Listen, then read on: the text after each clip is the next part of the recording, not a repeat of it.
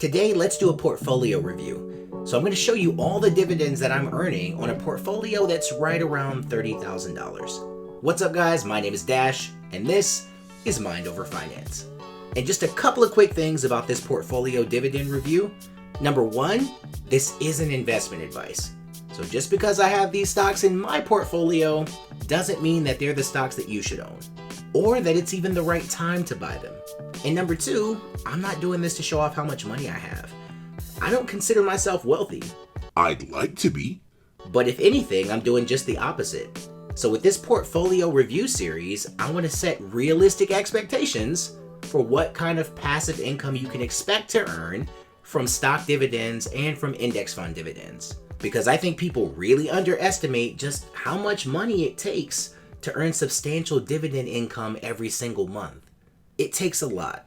Well, let's get into it, and for the sake of the YouTube algorithm, please dragon punch that like button. So this is TD Ameritrade. I have my common stock portfolio with TD Ameritrade, and it has 9 positions in it.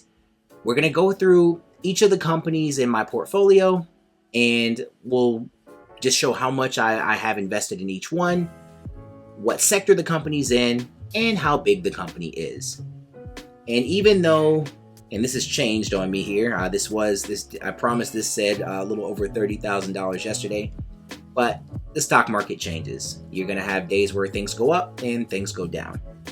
So the current value is about $29,500, right around there. But the amount that I actually have put in, and let's see. So I've put in $22,554, and I think according to TD Ameritrade, it's $22,710. But I didn't buy VTRS, and I'll explain that in just a second. Okay, so the difference between that $22,554 and this, that's coming from stocks growing and from me just reinvesting my dividends. That being said, let's look at what companies I have. So the first one is Amazon. So Amazon is an internet and direct marketing retail company. It's a large cap growth stock with $1.6 trillion in value.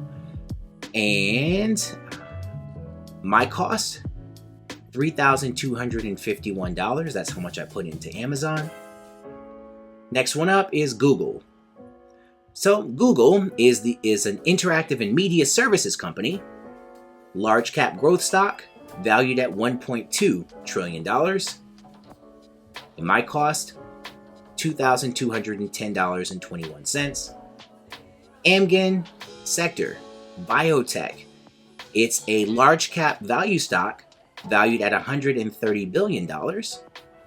Next up, on Amgen, I put in $1,084.11. Disney.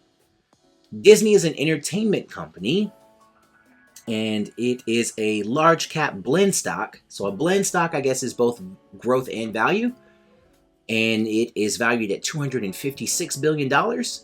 And I put in $2,172.36. Coke, K-O, Coca-Cola, a beverage company, a large cap blend stock, valued at $225.4 billion. And I have put in $4,091.22. American Express, a consumer finance company. It's a large cap value stock, and it's worth $91.5 billion. And I have put in $3,608.69 into AXP. McDonald's sector, hotels, restaurants, and leisure. It is a large cap blend stock, valued at $159.5 billion. Popular fast food company. And let's see. And then Pfizer. Pfizer is a pharmaceutical company, a large cap value stock, valued at $199.9 billion. And I've put in $2,987.66. Oh yeah, and VTRS. That is Viatris or Viatris, I don't know exactly how you say it, but I didn't purchase this stock myself. This comes from a spinoff that Pfizer did. So everyone who had Pfizer stock got some VTRS stock recently. And it is also in the sector of pharmaceuticals, and it is a mid-cap value stock valued at $20.3 billion. So those are all the stocks that I have. Keep in mind that not all of these stocks pay dividends, so let's just focus on the ones that do. And at the time of this recording, the ones that do: American Express, Pfizer, Coca-Cola, Amgen, and McDonald's. And Walt Disney, Amazon, and Google don't pay right now. Now, Walt Disney, earlier in the year, they were paying a dividend, but I guess with all that's happening in 2020, maybe they decided to suspend it. I'll have to look into that more, but I think that's what happened. So currently, Mickey Mouse, the Mandalorian, and friends aren't paying me any dividends, but it's all good. So let's take a look at my monthly dividend tracker, and let's just look at how much dividend money I earned each month this year so far. So in January, $17.05. February, $16.37. March, $49.43. April, $25.33. May, $9.62. June, $54.95. July, $28.44. August, $13.98.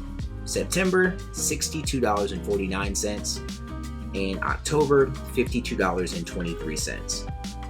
And November and December aren't finished yet, so I will have more dividend money that's coming in during these periods. And just keep in mind that this is money that you don't really have to work for. So once you've invested, this is money that the companies automatically pay out. So that's what a dividend is for those of you who don't know. And also keep in mind that this is just for my common stock portfolio. I have my my mutual funds and index funds with Vanguard, and we'll take a look at those in another video. And if we're breaking this down by quarter, so I made just under $83 in the first quarter of 2020, right around $90 in the second quarter, about $105 in the third quarter, and as it stands in the fourth quarter, $52.33, giving me a grand total so far of $329.89. And I don't ever see my dividend money because I don't touch it. I automatically reinvest it into buying more stock. So the number of stocks that I own continues to snowball, and so does the amount of dividend money that I'm earning. So I think that's really important to note. And I know a lot of people saying this might think, well, $329.89, that's not a lot of money for a $30,000 portfolio. And yeah, I'd agree with you. It's not a ton of money. However, also keep in mind that my full $30,000 in this portfolio is not devoted completely to dividend earning stocks. Okay? So remember, with stocks, you can earn money in two ways. So one way is dividends, and the other way is when your stocks grow or increase in value, right? So Amazon and Google are the two companies that don't pay a dividend. That's a pretty nice chunk of my portfolio. So if you consider that the total market value, it's almost a third of my portfolio, right? So a market value of $6,000 and $3,500, that's a nice chunk. And here's what you have to consider. You have to consider the growth of both of these companies. So if it cost me $3,000 and it's now at a market value of $6,220, and then with Google, it cost me $2,000, but now it's worth $3,500. I have a 91% gain on Amazon. I have a 58.43% gain on Google. It's this gain here. This is where I'm making my money kind of on the back end here from the stock growing. And when you consider, 7 to 10% is what the S&P earns on average, Amazon and Google are crushing the S&P. So it's something to consider. And it won't always be the case.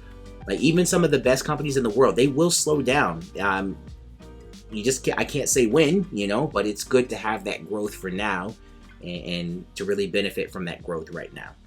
Well, that's my portfolio, guys. The good thing about my portfolio is I feel very confident in the stocks that I do have in there, confident to own these stocks over the long term.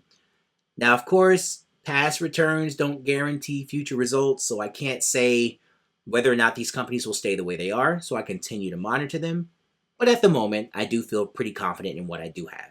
A couple of bad things about my portfolio. So the biggest thing I can see is that when we went through how much dividend money that I'm earning throughout the year, I know that some people who focus more on dividend earning stocks, one thing they kind of do is when they buy good companies that pay stocks, they kind of make sure they buy companies that pay dividends at times that allow them to spread their dividends more evenly throughout the year.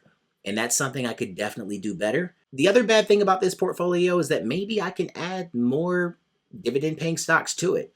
Maybe even add stocks that pay higher dividends. And it's something that I'll be looking into doing in the very near future. Well guys, that's it for today's video. As always, thank you so much for watching. If you enjoyed today's video and you'd like me to do more portfolio reviews, please don't forget to show me some love and click that like button.